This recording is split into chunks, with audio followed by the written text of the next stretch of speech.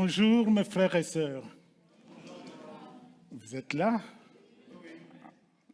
Vous êtes là. Allez, on recommence. Bonjour mes frères et sœurs. Amen. Est-ce qu'on est dans la joie quand on est dans la maison de l'Éternel? Gloire à Dieu.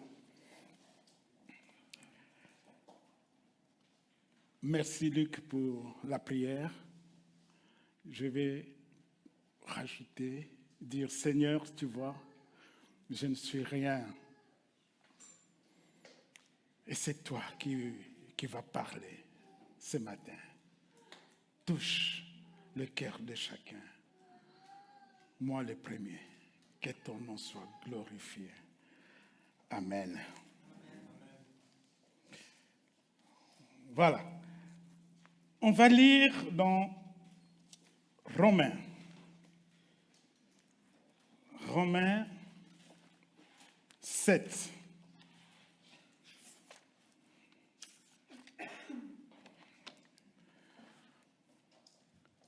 Je vais bouger ça parce que moi j'aime bien marcher.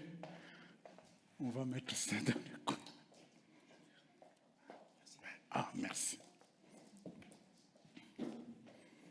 Vous allez voir, je vais balader partout, aller jusqu'au coin là. Donc il faut m'arrêter parfois. On va lire dans Romains 7. On va lire à partir du verset 15. 15 jusqu'au 25. Allez, allons jusqu'au verset 25. J'ai besoin de quelqu'un pour lire. En effet, je ne comprends pas ce que je fais. Je fais ce que voilà. Je ne fais pas ce que je veux, et c'est ce que je déteste que je fais. Et si je fais ce que je ne veux pas, je reconnais par là que la loi est bonne. En réalité, ce n'est plus moi qui le fais, mais c'est le péché qui habite en moi. Car je sais que le bien n'habite pas en moi, c'est-à-dire dans ce que je suis par nature. Vouloir le bien est à ma portée, mais non l'accomplir. Je ne fais pas le bien que je veux, mais le mal que je ne veux pas, je le commets. Si donc je fais ce que je ne veux pas, ce n'est plus moi qui le fais, mais c'est le péché qui habite en moi. Lorsque je veux faire le bien, je découvre cette loi, c'est le mal qui est à ma portée. Dans mon être intérieur, je prends plaisir à la loi de Dieu. Mais je vois bien qu'une autre loi est à l'œuvre dans tout mon être. Elle combat la loi qu'approuve ma raison, et elle fait de moi le prisonnier de la loi du péché qui agit dans mes membres. Malheureux que je suis, qui me délivrera de ce corps voué à la mort? Dieu soit loué, c'est par Jésus-Christ notre Seigneur. En résumé, moi-même, je suis, par la raison, au service de la loi de Dieu, mais je suis, dans ce que je vis concrètement, esclave de la loi du péché. Amen. Voilà, ce verset, j'avais partagé, j'avais visité une famille avec mon épouse, on avait partagé ce verset, mais on n'a pas été dans la profondeur. Et j'ai pensé à l'église et je me suis dit, on va partager. C'est Paul qui dit, qui voit ce dilemme. Il y a quelque chose qui ne va pas. Il dit, il y a un conflit. Il y a un conflit entre le péché qui habite en moi. Et parce que moi, je veux faire du bien. Je veux obéir à la parole, mais le péché est en moi. Et le péché m'empêche de faire ce que l'Éternel me demande. Mon frère,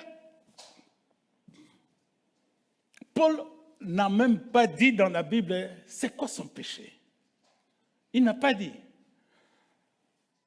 Mais ce matin, je crois que c'est pour toi. Chacun d'entre nous, on sait qu'est-ce que m'empêche de plaire à mon Dieu. Parce qu'il y a quelque chose qui s'attache à moi, ce péché. Il y a plusieurs exemples. On peut dire, ben voilà, je prends toujours cet exemple, je ne sais pas pourquoi. Je suis colérique. Pour un petit rien, je m'énerve. Mais je sais que ça ne plaît pas à mon Dieu. Mais c'est attaché à mon corps. Ce sont les membres, c'est la chair, ma chair à moi, qui est touchée. Et alors, quand nous lisons, on va recommencer, on va lire petit à petit. Recommençons toujours dans Romains 7, lisons dans les 2 premiers versets, de 15 à 17. 15 à 17.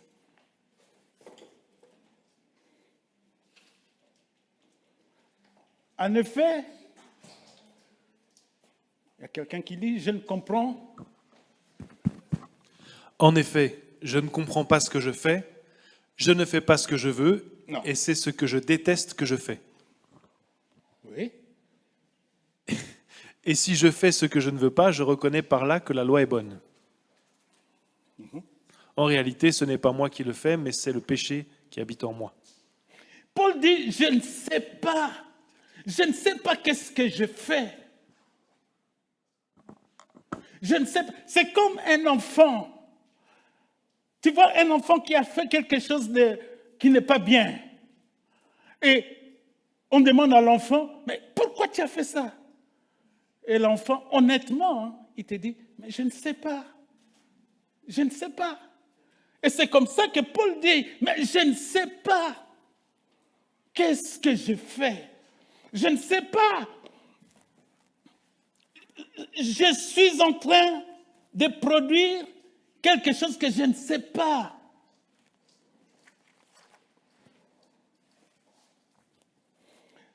Les actions,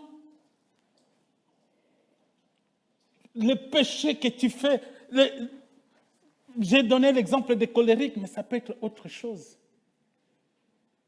Moi, j'ai connu quelqu'un, un de nos voisins, parce que la famille, tout le monde le surveillait, parce que c'était un alcoolique, mais qui avait arrêté. Et tout le monde était content. Mais tellement c'était trop fort pour lui, vous savez qu'est-ce qu'il faisait? Il descendait dans la cave. Et il allait prendre. Et un jour, son épouse descend dans la cave, elle ne voit que des cadavres.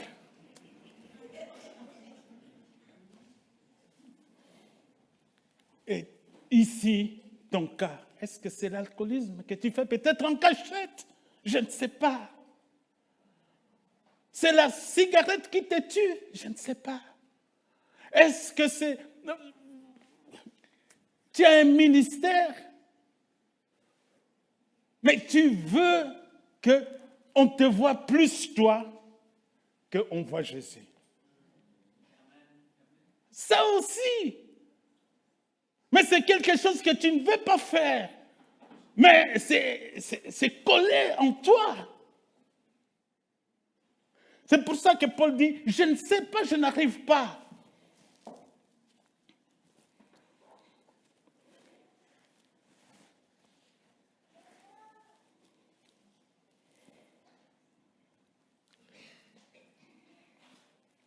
Paul présente ce dilemme, c'est un dilemme. Il dit, je fais ce que je hais.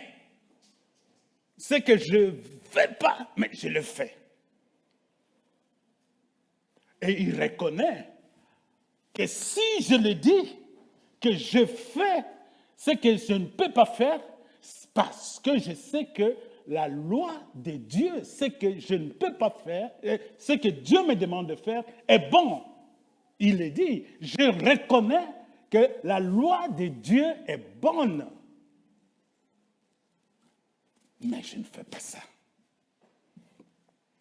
Je ne fais pas ça. Et si on lit le verset 18-20,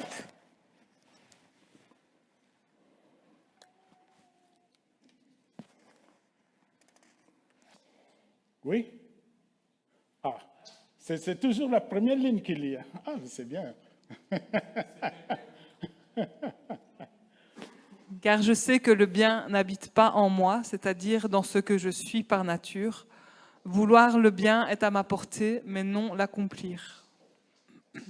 Je ne fais pas le bien que je veux, mais le mal que je ne veux pas, je le commets. Si donc je fais ce que je ne veux pas, ce n'est plus moi qui le fais, mais c'est le péché qui habite en moi. Amen. Donc, Paul est convaincu que la loi de Dieu est bonne, comme j'ai dit. Donc, ce qui est bon, je le sais, mais n'habite pas en moi. Ah, quand tu entends ça, en tant que chrétien, on est interpellé. Ce qui est bon, la loi de Dieu qui est bonne n'habite pas en moi. En d'autres termes, à l'intérieur même de mon cœur, je sais que c'est bon, mais les membres, ma vie, tout ce qui sort de ma bouche, mais ce n'est pas bon. C'est à l'intérieur de moi. C'est ça ce qui n'est pas bon. Il dit, j'ai la volonté d'arrêter, mais je ne peux pas. Je ne peux pas. En d'autres termes, Paul reconnaît que même en tant que chrétien, étant chrétien, il a en lui une loi qui s'appelle péché. Qu'il possédait ça avant. Parce que on dira, ah oui, mais moi, avant de connaître le Seigneur, avant de connaître Jésus comme mon Seigneur, mon Sauveur, avant d'être baptisé, j'étais, revenons à notre exemple, colérique. Voilà. Un quart de tour, je m'énerve. Mais, depuis que j'ai connu Jésus, c'est arrêté. Ça, c'est bien. Mais souvent, ce péché que tu avais avant, tu as connu Jésus. Paul dit, mais ça revient toujours. Ça revient tout le temps. Ça revient. Et ça s'exprime encore pour faire des choses qu'on ne veut pas. Alors, Paul insiste, ça, ce n'est pas un problème de Paul lui-même. Il dit, ça arrive à tous les chrétiens. Est-ce que, je pose la question à l'Assemblée, est-ce qu'on ne se retrouve pas? Est-ce qu'on ne se retrouve pas? Qu'on fait des choses qu'on n'aime pas le faire. On n'aime pas.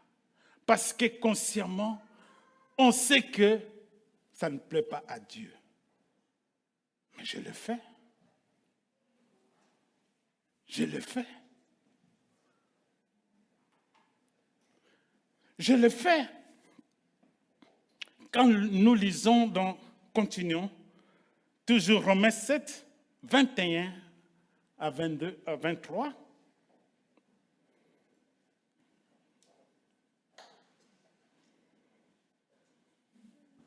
Lorsque je veux faire le bien, je découvre cette loi, c'est le mal qui est à ma portée.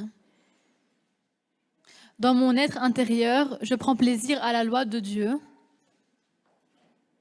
mais je vois bien qu'une autre loi est à l'œuvre dans tout mon être. Elle combat la loi qu'approuve ma raison et elle fait de moi le prisonnier de la loi du péché qui agit dans mes membres. Ah oui, j'allais te demander. Ok, merci. Donc Paul dit, je trouve donc en moi cette loi. Ah, la loi qui, en réalité, c'est le mal. Je trouve en moi ce mal qui veut que je ne fasse pas le bien, que je ne suis pas la parole. Paul enchaîne en disant, je prends plaisir dans la loi de Dieu. Je prends plaisir dans la loi de Dieu. Je vais te donner un exemple.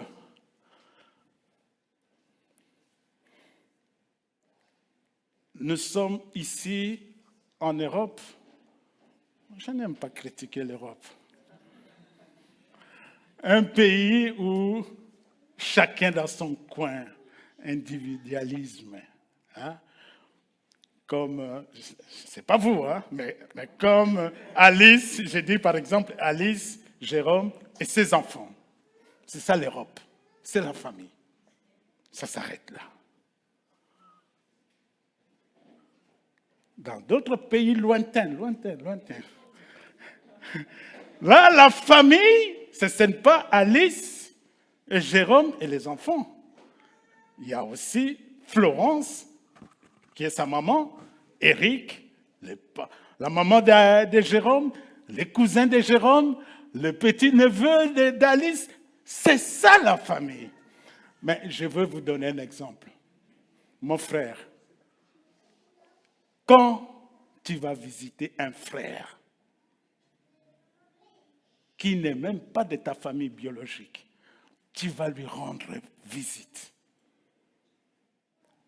Et quand tu rentres chez toi, comment tu te sens? Tu te sens bien. Parce que la loi, c'est là où il dit, je prends plaisir à la loi. Je prends plaisir quand je fais quelque chose de bien. Ça fait plaisir. Toi-même, tu te sens bien. Parce que tu n'as pas pensé à ton carburant, tu n'as pas pensé à ton temps que tu as perdu, tu n'as pas pensé à... Parce que vous, ici en Europe, quand tu vas visiter, tu amènes peut-être une tarte. Tu n'as pas pensé à la tarte que tu as amenée. Tu n'as pas pensé peut-être la bouteille de coca que tu as amenée. Tu n'as pas pensé à ça. Mais ça te fait plaisir. Et il dit, je prends plaisir à la loi de Dieu. Je prends plaisir.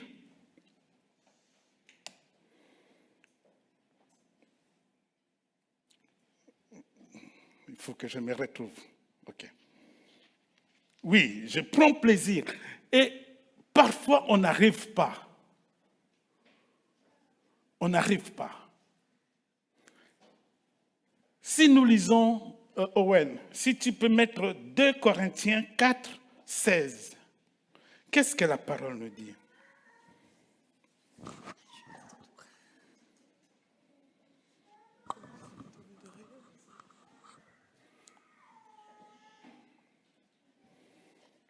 2 Corinthiens 16. Ça va? 4, 16. Pardon. 2 Corinthiens 4, 16. Tu as trouvé? Oui, vas-y. Qui lit? Oui, vas-y, oui, vas-y. Voilà pourquoi nous ne perdons pas courage. Et même si notre être extérieur se détériore peu à peu, intérieurement, nous sommes renouvelés de jour en jour. Même si notre être extérieur se détériore. Oh, bon, voilà. Vous avez compris? Je suis africain, hein?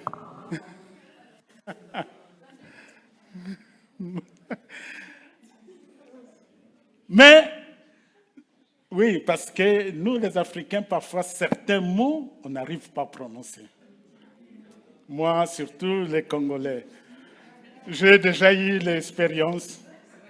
Vous savez, c'est cet instrument qu'on fait à la couture où on met le fil. Vous appelez ça? Aiguille. Eh bien, moi, je ne saurais pas prononcer comme ça. C'est dans notre gène, c'est notre langue.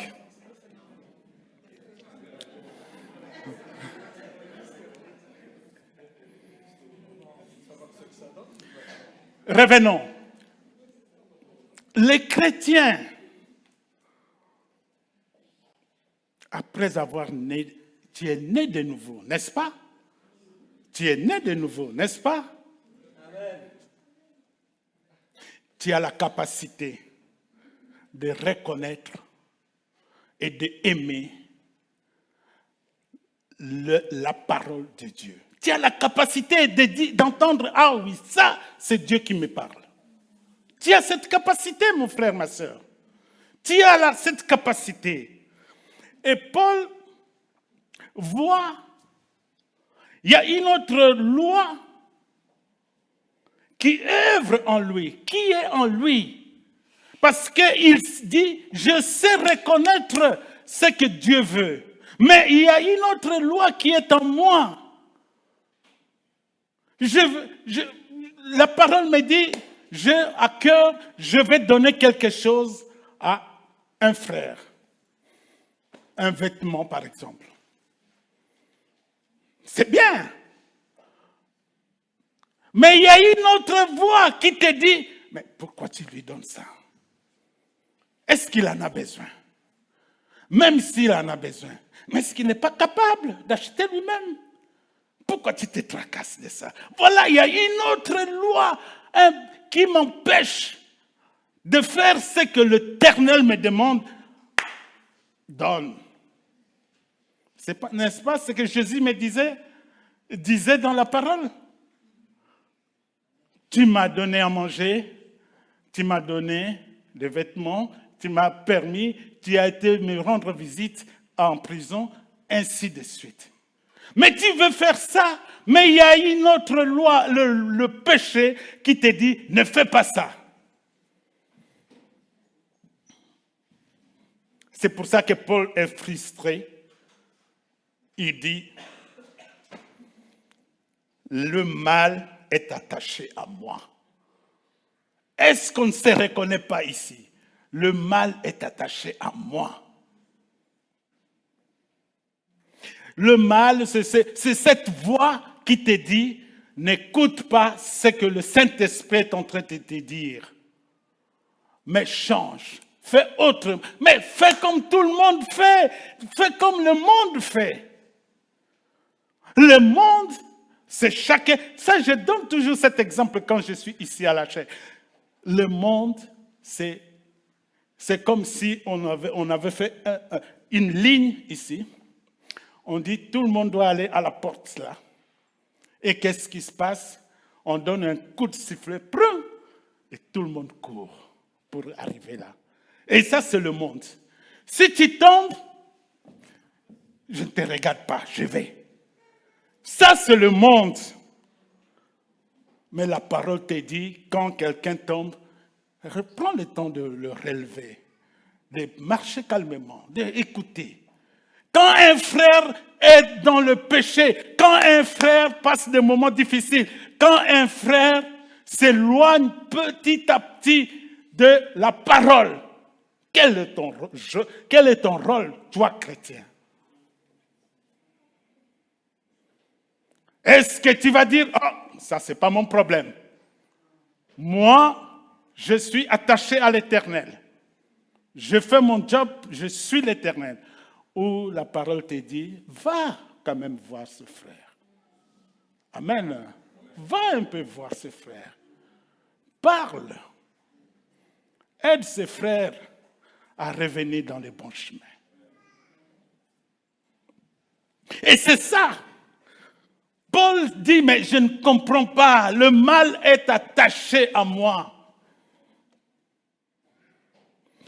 Malgré les chrétiens peu s'identifier à Jésus-Christ.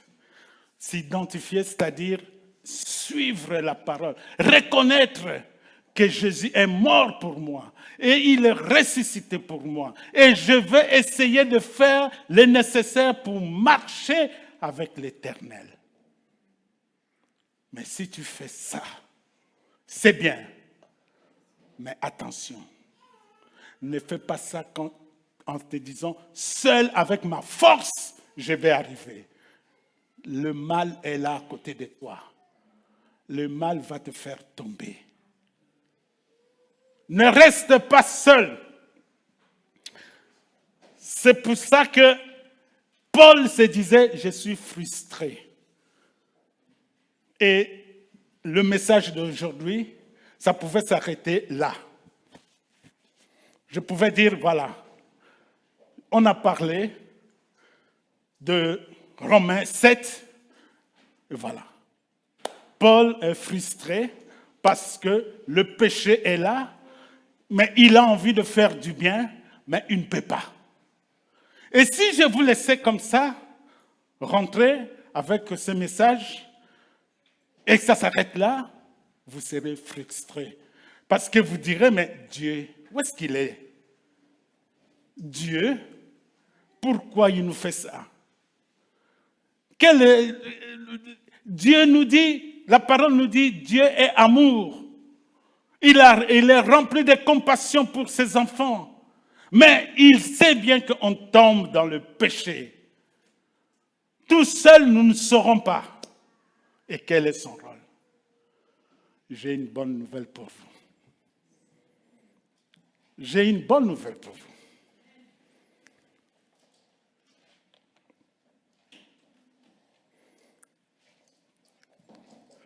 Merci Alice, merci Jérôme. La bonne nouvelle, c'est continuer dans Romains, mais Romains 8. Tu peux lire ça calmement chez toi. Tu as la réponse. Moi, je vais prendre quelques versets seulement. Mais lis Romains 8. Tu as la réponse.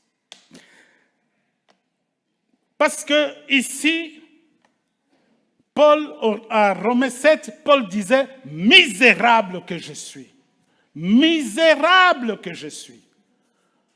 Qui va me faire sortir de ce corps mortel? Misérable que je suis.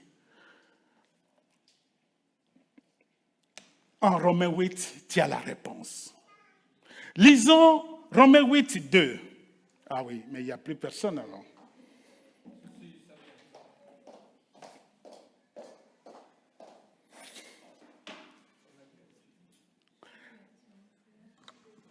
Romains 8, 2.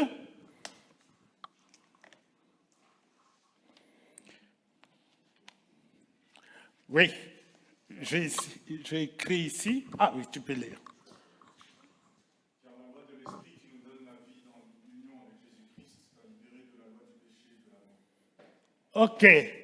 Donc, la loi de l'Esprit qui nous donne la vie. Paul ne dit plus que j'ai un corps mortel, je suis mort, qui va me faire sortir de ce corps. Non, mon frère, dis-toi que l'Esprit de Dieu est là pour te faire sortir de cette situation. On oublie souvent. On parle seulement de Dieu le Père et de Jésus-Christ. On néglige un peu le Saint-Esprit. Il a un rôle très, très délicat un rôle qui, je peux dire, dans notre vie chrétienne, jusqu'au jour où l'Éternel te dira, viens maintenant dans ma gloire, on traverse ça avec le Saint-Esprit. C'est le Saint-Esprit qui nous parle. C'est un Saint-Esprit qui nous guide. C'est le Saint-Esprit qui nous montre le chemin. C'est pour ça que le message d'aujourd'hui, j'ai même intitulé ici « La puissance du Saint-Esprit ». Mon frère, ma soeur, quand tu pries, n'oublie pas le Saint-Esprit. C'est le Saint-Esprit qui donne la vie dans l'union avec Jésus-Christ. C'est Jésus-Christ qui t'a libéré de la loi du péché et de la mort. Alors, on va vraiment faire la lecture. Restons toujours dans Romains 8. Lisons 3 jusqu'à 6. Peut-être chacun à son tour. Mais tu donnes le micro. Chacun à son tour, peut-être un verset, on fait participer tout le monde. Car ce que la loi était incapable de faire, parce que l'état de l'homme la rendait impuissante, Dieu l'a fait. Il a envoyé son propre Fils avec une nature semblable à celle des hommes pécheurs, et pour régler le problème du péché, il a exécuté sur cet homme la sanction qu'encourt le péché. On arrête là. Dieu, pour toi, parce qu'il t'aime, pour toi, qu'est-ce qu'il a fait? Il a envoyé son Fils, qui a pris, donc qui a été comme toi, semblable à des hommes pécheurs. Or, lui, il n'était pas pécheur. Et son Fils, il a... Ça, j'aime bien, hein, c'est pour ça que j'ai pris cette version. Donc, pour régler le problème du péché. Jésus a fait ça pour régler ton problème du péché. Paul disait, je n'en peux plus. Le péché est toujours là, attaché à moi. Mais il y a quelqu'un qui est capable de régler ce problème. C'est Jésus. Amen. Il est capable de régler ce problème de péché qui est collé à toi. On peut continuer. 4.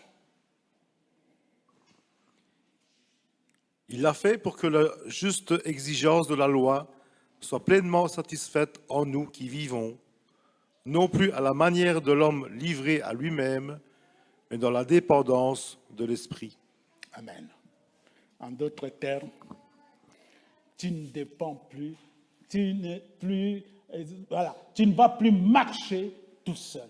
Devant n'importe quelle situation, je suis accroché aux addictions. Et je sais que je ne sais pas m'en sortir. Le Saint-Esprit est là. Il te dit, attention. Attention. Ne touche plus. Quand tu regardes ton téléphone ou ton ordinateur, ne va pas dans telle page, telle page.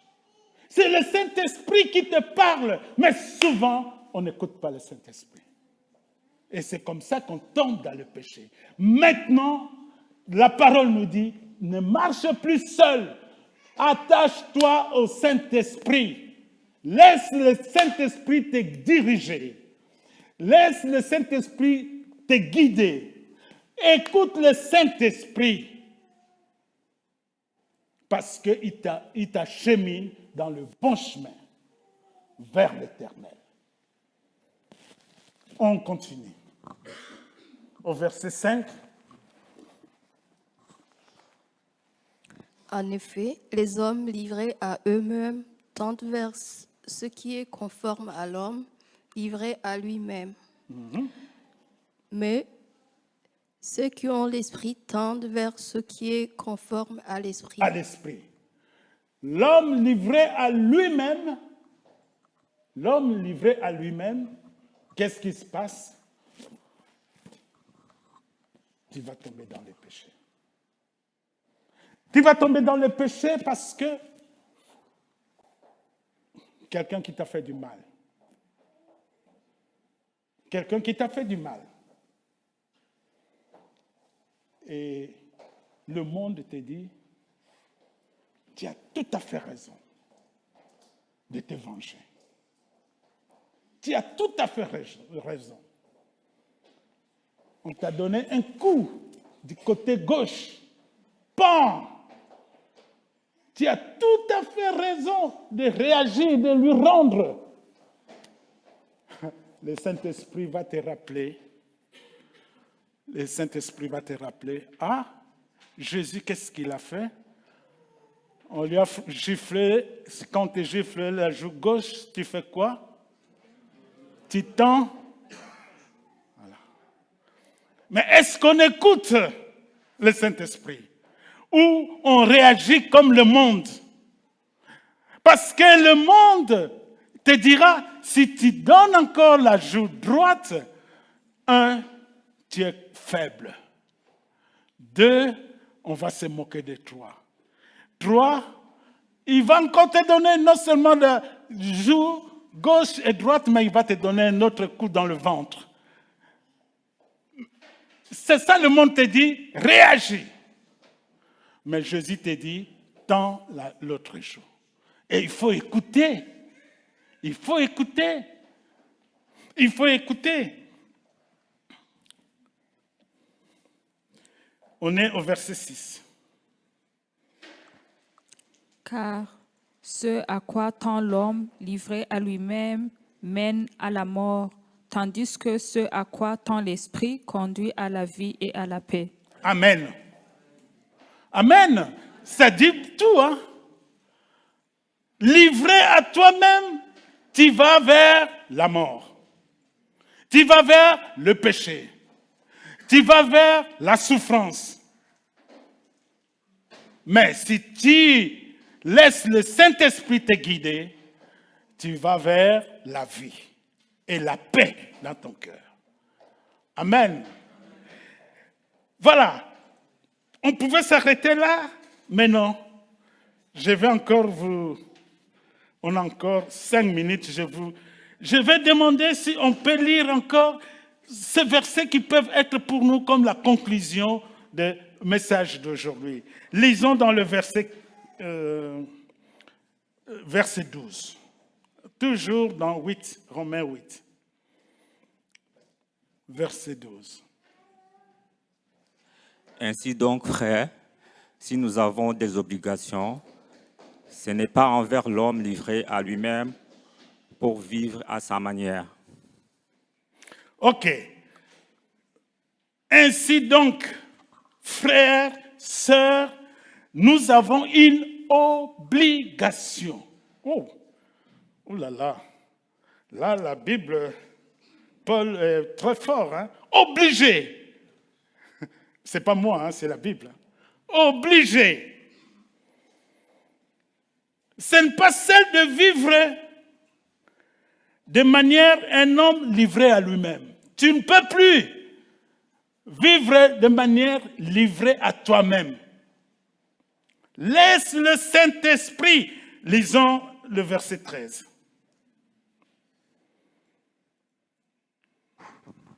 Il y a quelqu'un?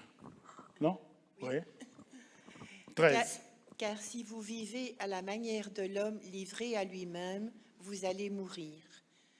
Mais si par l'Esprit vous faites mourir les actes mauvais que vous accomplissez dans votre corps, vous vivrez. Amen. Livré à toi-même, c'est la mort.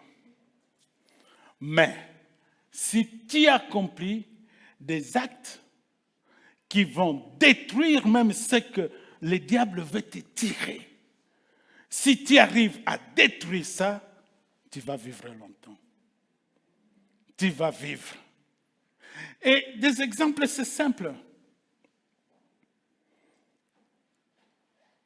Je prends toujours des exemples sans pour autant viser quelqu'un ici. C'est pour ça que quand je cherche un exemple, je regarde devant. Donc je ne regarde ni à gauche ni à droite. Ah, mais il m'a regardé, c'est moi. Non. Exemple simple. Je reviens à ce que tu as des addictions, par exemple. Et dans les addictions, tu as envie ouvrir ton ordinateur et d'aller dans des trucs qui ne sont pas bien. Et le Saint-Esprit t'a parlé. Le Saint-Esprit t'a parlé. Et le Saint-Esprit te dit, ne va pas. Non seulement tu ne tombes pas dans les péchés, tu ne vas pas tomber dans les péchés, mais tu vas vivre encore longtemps. Je vais expliquer. Parce que en ne regardant pas, le Saint-Esprit va te dire, va plus loin encore. Non seulement tu ne regardes pas, mais va effacer. Efface tout. Est-ce que je parle à quelqu'un ici? Efface tout. Et tu vas vivre longtemps. Pourquoi? Parce que tu n'auras même plus peur de ton ordinateur. Parce qu'à chaque fois que tu allumes, il y a des clignotants qui te disent, viens ici regarder, viens regarder. Mais il n'y en a plus. Tu as effacé tout. Parce que c'est le Saint-Esprit qui t'a guidé. Amen. Je donne des exemples simples. Mais les exemples que nous vivons dans ce monde, nous, dans notre époque, quand on grandissait, on n'avait pas d'ordinateur. Et c'est pour ça que quand tu vois les gens de notre âge, c'est la souffrance toujours. Quand tu allumes ton ordinateur, tu as besoin de... Emmanuel, viens un peu voir ici. Emmanuel, viens un peu voir. Et les gens qui viennent t'aider, souvent, au lieu de t'expliquer, fais comme ça, non. Lui-même, il fait. Hein, papa, c'est fini. Voilà, c'est bon. Mais oui, mais la prochaine fois, je vais tomber dans la même situation. Ça, c'est autre chose. On était où? On avait lu le 13. Ah, donc, on va 14. C'est le 14 maintenant, alors, qu'il est. Car ceux qui sont conduits par l'Esprit de Dieu sont fils de Dieu. Ah! Car, vous vous souvenez que Paul disait « Malheur à moi, malheur à moi, je suis esclave du péché. Je suis esclave du péché. » Mais quand tu es conduit par le Saint-Esprit, tu es enfant de Dieu. Amen. Tu es enfant de Dieu. Tu es adopté. Tu es enfant de Dieu. Et le 15.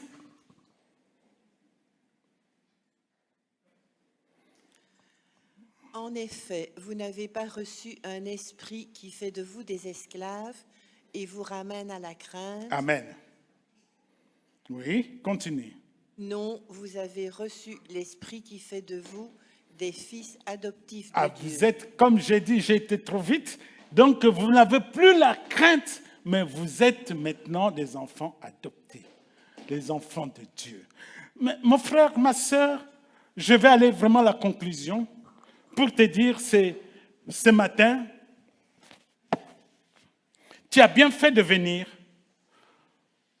ce matin au culte. J'espère que tu n'es pas venu par habitude, mais le Seigneur te parle. Le Seigneur te dit, j'ai bien aimé, obligé, tu ne vas plus rester seul devant n'importe quelle situation. Si tu veux prendre une décision dans ta vie, si tu veux faire quelque chose, ne sois plus seul. Laisse le Saint-Esprit te guider. Marche avec le Saint-Esprit. Ne néglige plus le Saint-Esprit. Ne néglige plus. Chaque chrétien doit refuser de suivre le penchant et le désir de cette nature pécheresse. On a des penchants de nature pécheresse où on tombe dans le péché. On doit refuser au nom de Jésus. Parce que le Saint-Esprit va me montrer. Le Saint-Esprit, comme le radar qui voit tout, il te dira non, pas par là. Va de l'autre côté. Et il doit repousser les tentatives de cette nature qui veut que tu t'imposes dans un style de vie que lui, il veut. Non. Moi, je veux rester dans ce style de vie d'un chrétien. Je ne veux pas rester, je ne veux pas être ce chrétien que de facettes.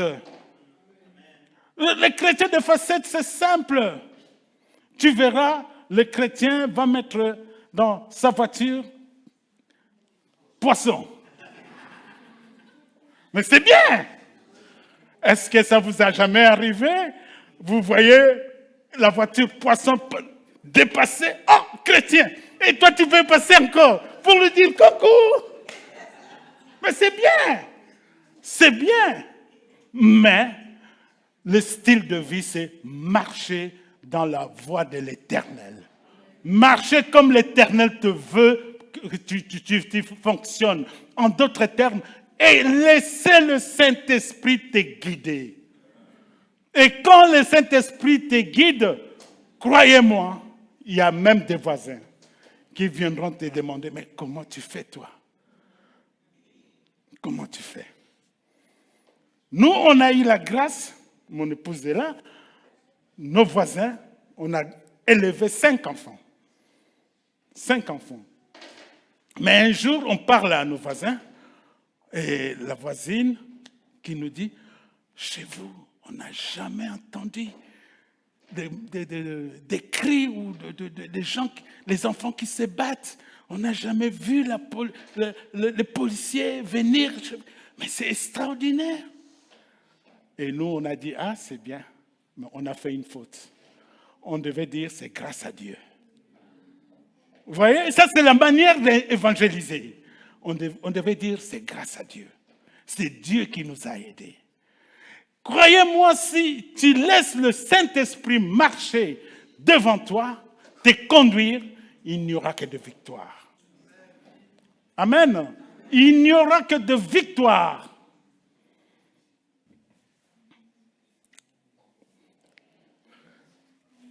Si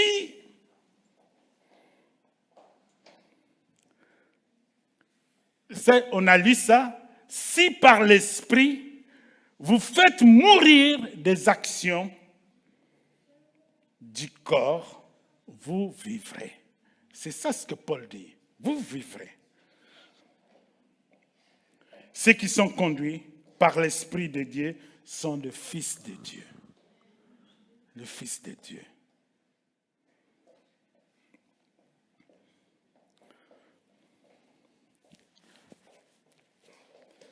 Aujourd'hui, c'est la fête, ma petite fille. Wow.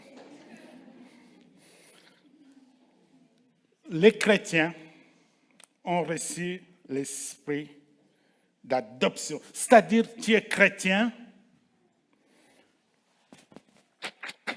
Excusez-moi. Les chrétiens sont des fils adoptés et non des esclaves du péché. Tu peux aller avec ça. Tu peux aller avec cette phrase que je ne suis plus esclave du péché. Non.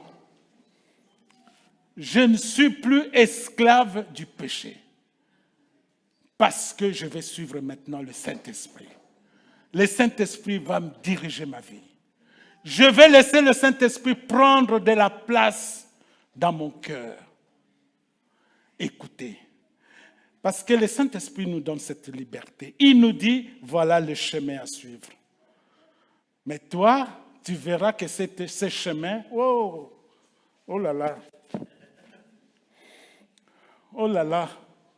Mais la Bible te dit, le chemin qui mène à la vie, c'est un chemin étroit. Étroit. Difficile. Ça, c'est le chemin du chrétien. Mais ça va t'amener à la vie. Mais si tu suis l'autre chemin qui est large, qui est facile, que le monde fait tout le monde fait la même chose, oui, ça ce sont des choses que quand on filme, on ne peut pas dire. Hein? Dans le monde, on te dira, ah, oui. Vous pouvez faire ça, c'est pas grave. Mais toi, tu diras, mais la Bible, c'est pas écrit comme ça. La Bible me dit autre chose. Non, c'est le chemin de la Bible. Ce que la Bible te dit, c'est le chemin qui va t'amener vers la vie éternelle. Amen. Que le Seigneur vous bénisse abondamment. Merci Seigneur.